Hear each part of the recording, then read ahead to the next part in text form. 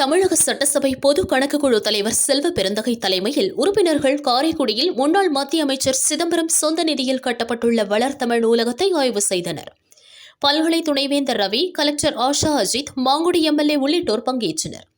குழுவின் உறுப்பினரான காஞ்சிபுரம் திமுக எம்எல்ஏ எழிலரசனை யாரும் கண்டுகொள்ளாமல் நூலகத்திற்குள் சென்றனர்.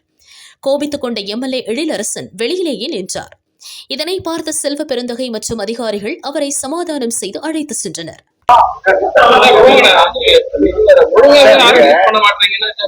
இருங்க சார்,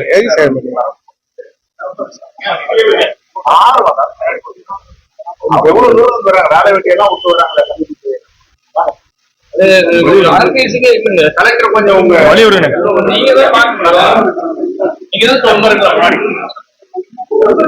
கமிட்டி